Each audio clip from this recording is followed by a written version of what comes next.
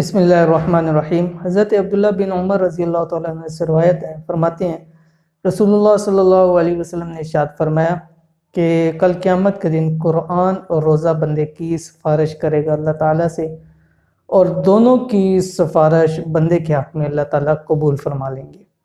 احکام رمضان سیگمنٹ میں آپ کے ساتھ ایک دفعہ پھر حاضر ہیں، اور الحمدللہ بہت سارے مسائل ہم نے احکام رمضان سے متعلق آپ کے سامنے پیش کیے، اور بہت سارے لوگوں کو ان کو فائدہ ہوا۔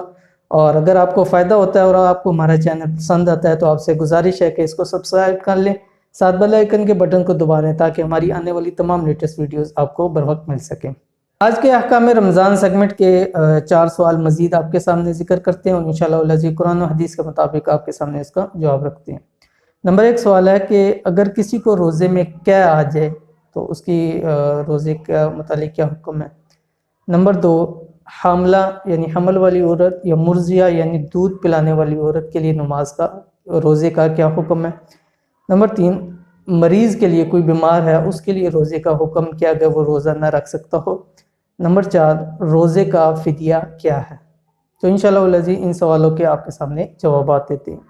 نمبر 1 سوال روزے میں قے کے مسائل۔ دیکھیں روزے میں قے کے بہت ساری صورتیں ہیں، انشاءاللہ العزیز آپ کو سمجھانے کی کوشش کرتا ہوں۔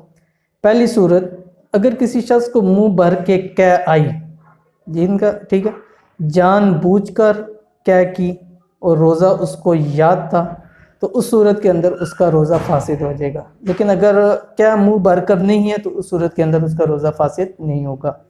نمبر 2 اگر کسی کو بلا اختیار یعنی بغیر اختیار کے قے آئی ہے اور اس کو یہ روزہ یاد ہے تو اس کا روزہ فاسد نہ ہوگا، کیونکہ اس نے جان بوجھ کر اس کو قے نہیں کی ہے، اور وہ قے تھوڑی ہو یا زیادہ ہو، دونوں صورتوں کے اندر روزہ فاسد نہیں ہوگا۔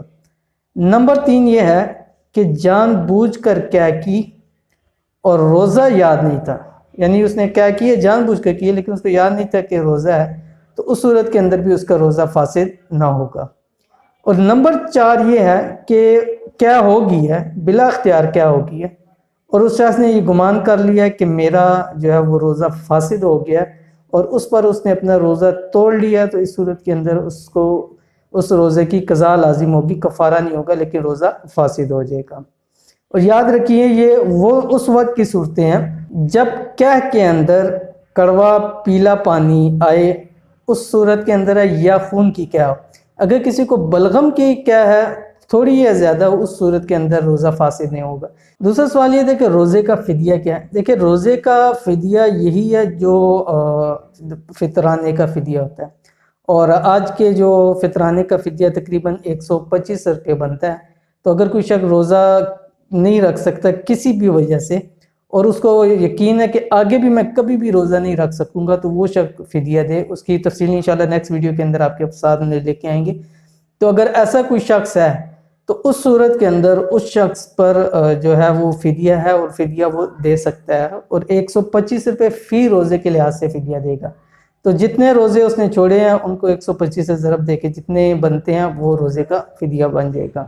آگے نمبر 3 سوال ہے کہ مریض کے لیے روزے کا حکم۔ دیکھیں مریض، یاد رکھیے کہ مریض وہ شخص کہ جس کو روزہ رکھنے سے مرض بڑھنے کا، یا اگر روزہ رکھے گا تو بہت دیر سے وہ تندرست ہوگا، یا ایسا کوئی تندرست ہے کہ جس کے بارے میں جو تحقیق شدہ یعنی جو مستند ڈاکٹر ہے وہ یہ کہے کہ اگر یہ روزہ رکھے گا تو یہ بیمار ہو جائے گا، اس کی جان جانے کا خطرہ ہے، تو اس دن میں چاہیے کہ وہ روزہ نہ رکھے، لیکن اس روزے کی بعد میں قضا کرے گا۔ لیکن بلا عذر روزہ نہیں چھوڑنا چاہیے، جیسے کہ ایک جگہ سرکار دو عالم صلی اللہ علیہ وسلم نے ارشاد فرمایا کہ رمضان کا ایک روزہ چھوڑنا پورا سال جو شخص روزہ رکھے گا رمضان کے ایک روزے کے برابر نہیں ہو سکتا۔ نمبر 4 حاملہ یعنی وہ عورت جو حمل سے ہے، اور دوسری مرضیہ وہ عورت جو دودھ پلاتی ہے، ٹھیک ہے۔ اگر حاملہ عورت کو یا دودھ پلانے والی کو اپنی جان یا بچے کی جان کا خطرہ ہو، اور پکا خطرہ ہو کہ اس کی جان جا سکتی ہے اپنی یا بچے کی، تو اس صورت کے اندر اس کے لیے روزہ چھوڑ سکتی ہے، لیکن بعد میں اس کی قضا کرے گی، ٹھیک ہے۔ لیکن اگر ایسا معاملہ نہیں ہے تو پھر اس کو چاہیے کہ روزہ رکھے، جیسے میں نے حدیث آپ کے سامنے پڑھ دی کہ پورا سال روزوں کا وہ ثواب نہیں ملتا جو رمضان کے روزوں کا ثواب ملتا ہے۔ تو یہ تھے ہمارے آج کے احکام رمضان سے متعلق سوال۔ اگر آپ کا کوئی سوال ہو تو آپ ہم سے کمنٹس کے اندر پوچھ سکتے ہیں، امید کرتے ہیں آج کی ویڈیو آپ کو پسند آئی ہوگی. ویڈیو پسند آئے تو لائک کر دیں, دوست آپ کے ساتھ شیئر کریں. انشاءاللہ العزیز ملتے ہیں آگے پھر کسی اچھے نیکسٹ ویڈیو کے اندر. تب تک کے لیے اجازت دیجیے. اللہ حافظ. Thanks for watching. Don't forget to like, subscribe and share. مزید ویڈیو دیکھنے کے لیے ہمارا چینل سبسکرائب کریں, گھنٹی کا بٹن دبائیں اور نئی ویڈیو سے باخبر رہیں.